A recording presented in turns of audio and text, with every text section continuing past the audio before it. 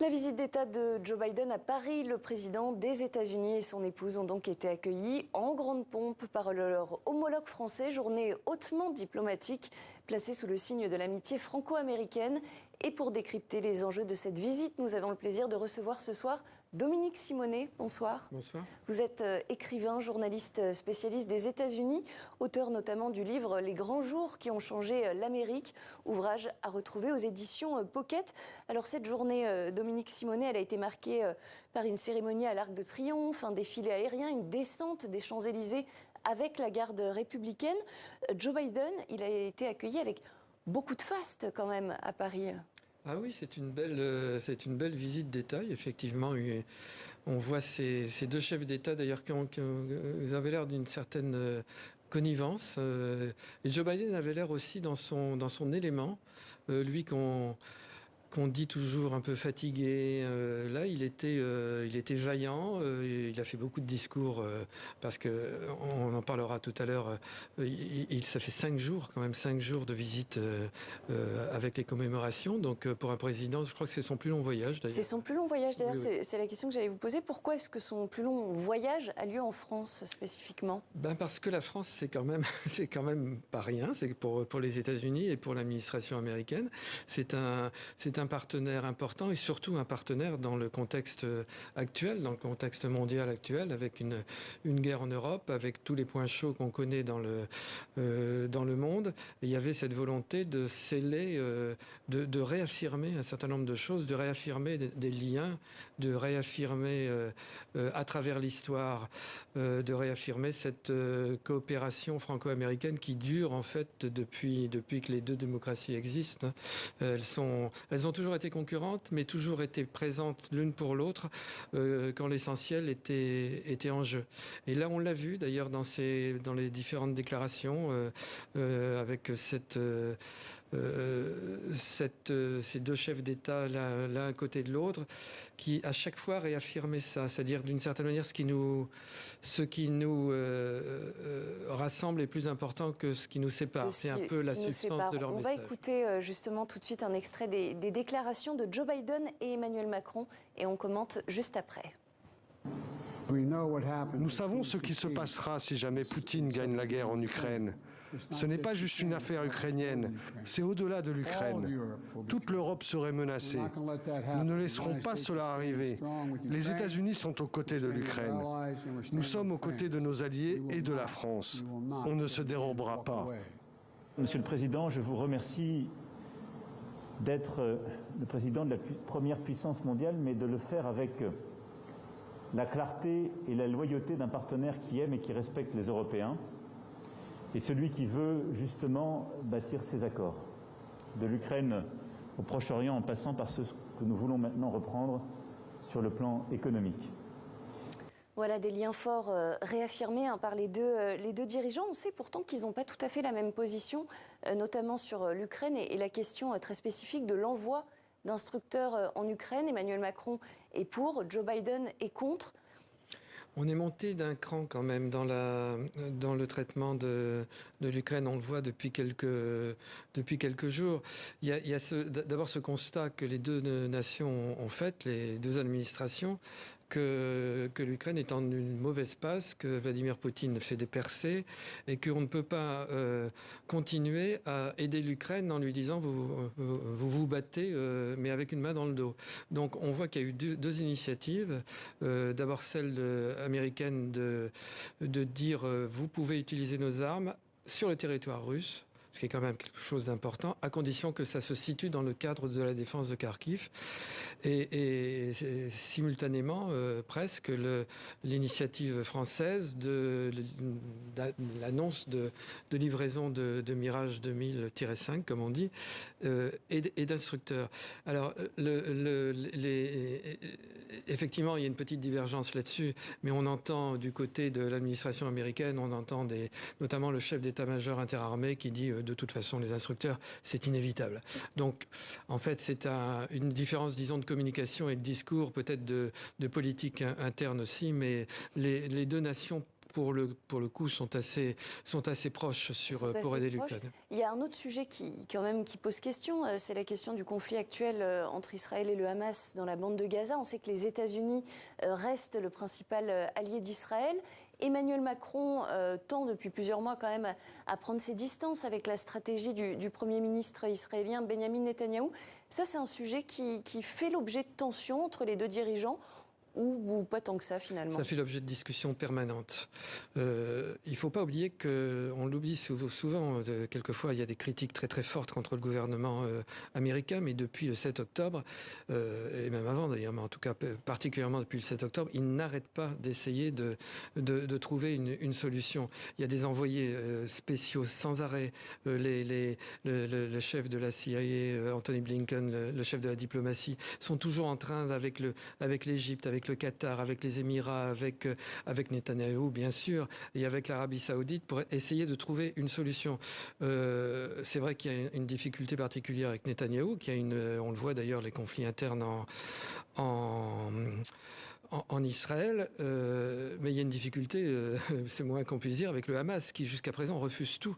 Et c'est extrêmement difficile d'arriver à soutenir une démocratie. Israël est une démocratie qui fait une guerre en critiquant la manière dont elle le fait, mais tout en estimant qu'il est légitime qu'elle le fasse parce qu'elle a devant elle un ennemi qui veut l'anéantir.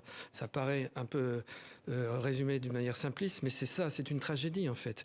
Et comment faire pour que les Gazaouis n'en subissent pas davantage de souffrance. Donc il y a différents plans qui sont organisés. La France est un peu en retrait parce qu'elle n'est pas en première ligne, mais malgré tout, il y avait cette idée d'Emmanuel Macron de coalition internationale. Ça se fait d'une certaine manière en secret. Et là, on le voit, la libération de 4 otages qui va un peu changer d'ailleurs. Ça va probablement changer les choses. On va le voir dans les prochaines heures et les prochains jours.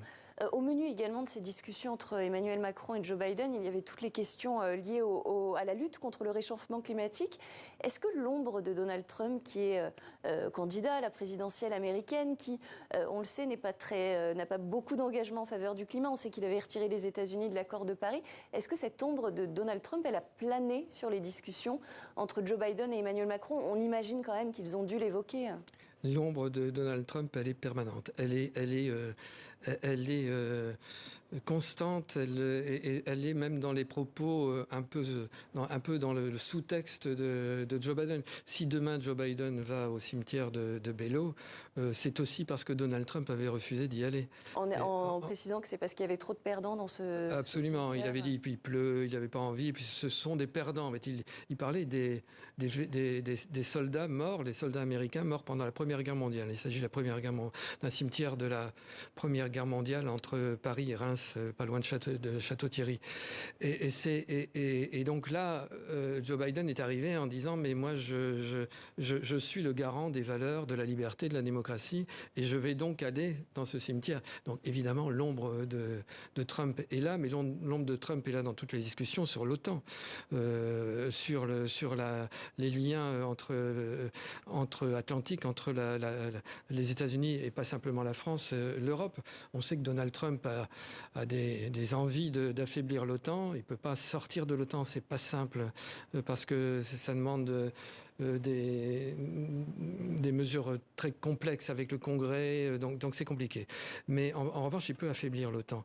Et Joe Biden craint cela. Et d'ailleurs, même maintenant, il envisage l'idée que peut-être Donald Trump pourrait être président des États-Unis, et il fait un certain nombre de mesures conservatoires, notamment par exemple de déplacer la coordination de l'OTAN pour l'aide à l'Ukraine, de la déplacer du Pentagone à l'OTAN directement. C'est le processus Rammstein par anticipation. Victoire de Donald Trump. Alors on va écouter Joe Biden qui a eu ces mots hier en Normandie. Je refuse de croire, dit-il, que la grandeur de l'Amérique appartient au passé. On l'écoute et on commente juste après. Mes chers compatriotes, je refuse tout simplement de croire que la grandeur de l'Amérique appartient au passé. Je continue de croire que rien ne dépasse nos capacités en Amérique lorsque nous agissons ensemble. Ils se sont opposés à l'agression d'Hitler. Quelqu'un doute-t-il qu'il ne voudrait pas que l'Amérique s'oppose à l'agression de Poutine ici en Europe aujourd'hui? Ils ont pris d'assaut les plages aux côtés de leurs alliés. Quelqu'un croit-il que ces Rangers voudraient que l'Amérique fasse cavalier seul aujourd'hui? Ce discours de Joe Biden, et d'ailleurs les autres aussi, ils peuvent avoir une incidence sur sa campagne électorale en vue de la présidentielle aux États-Unis? Oui, c'est un discours sur l'importance de la démocratie et de la liberté. Alors, ce sont des mots dont on ressent vraiment le sens quand on en est privé. On voit bien qu'il y a beaucoup de pays dans le monde qui n'ont pas ni démocratie ni liberté. Et c'est un thème important pour Joe Biden parce que ça se situe dans l'idée que Donald Trump, s'il était président, serait une menace pour la démocratie américaine.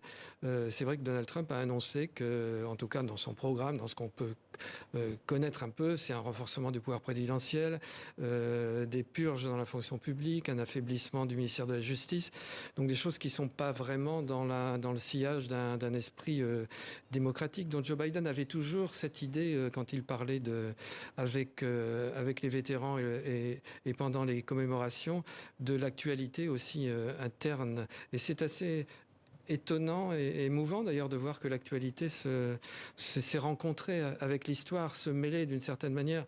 Ces vétérans de 100 ans, 101, 102, et qui se levaient devant le président, qui se levaient de leur fauteuil pour l'hymne américain, et qui, à 18 ans, étaient partis d'un petit État du Montana, sans faire leur pactage et sans rien connaître du pays qu'ils allaient libérer.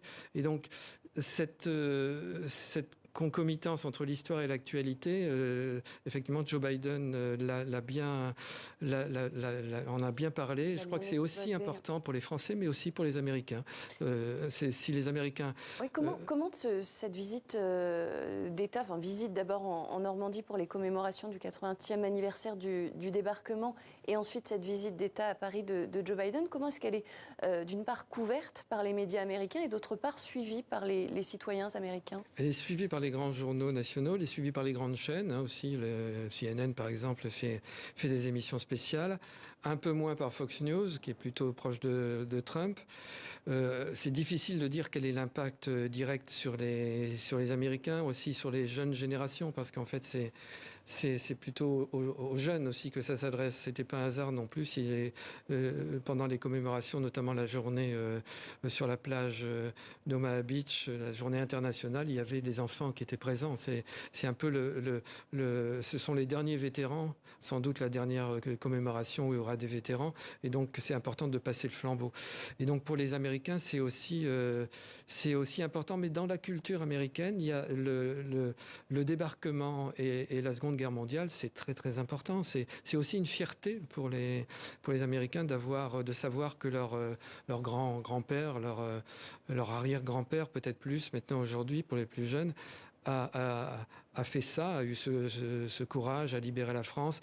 Donc ça fait partie un peu de l'identité américaine aussi. Je crois que c'est important pour eux. C'est un événement qui est suivi de la même manière dans les différents États américains, où on observe quand même des disparités d'approche. Oh, c'est très difficile de vous dire. Je peux pas vous dire qu'on suit autant dans un petit village du Wisconsin, les cérémonies qu'à New York, à Washington ou à San Francisco. Sans doute pas. Mais malgré tout, ça existe, on l'apprend à l'école, cette histoire, et c'est important. On a toujours tort on pense qu'il y a une espèce de négligence, d'insouciance vis-à-vis de ça, mais la question est de savoir si est-ce que ces jeunes générations pourraient se mobiliser, par exemple, si c'était le cas. Et vous évoquiez à ce sujet tout à l'heure ces images très fortes, effectivement, de Joe Biden avec ses vétérans quasi centenaires. Pour les électeurs américains, en particulier les plus jeunes, est-ce que ça ne risque pas malgré tout d'instiller l'idée que Joe Biden, 81 ans aujourd'hui, fait partie de ces personnalités un petit peu du passé? c'est sûr que c'est son principal handicap, c'est son âge. Bon, cela dit, Donald Trump n'est pas tellement plus jeune que lui, hein, il a 78 ans, mais malgré tout, oui, c'est son âge. Mais je pense que cette visite-là, on l'a vu quand même avec une certaine vitalité. On a parlé tout à l'heure, il a quand même, il marchait même, il est sorti de l'Élysée tout à l'heure presque avec d'un bon pas, alors que d'habitude il trottine un peu. Et on voit surtout qu'il a une vivacité intellectuelle et il est bon, je veux dire, c'est un président qui est totalement capable d'assumer sa fonction. Donc ça peut aller à contre-courant des critiques qu'on entend aux États-Unis. Mais cela dit, Donald Trump ne va pas se priver de rajouter une couche, si j'ose dire, sur le vilain Joe qui profite de l'histoire pour se faire valoir. Merci beaucoup Dominique Simonet, écrivain et journaliste spécialiste des États-Unis. Je rappelle le titre de votre ouvrage, Les grands jours qui ont changé l'Amérique, un livre à retrouver aux éditions Pocket. Merci beaucoup d'avoir répondu à nos questions.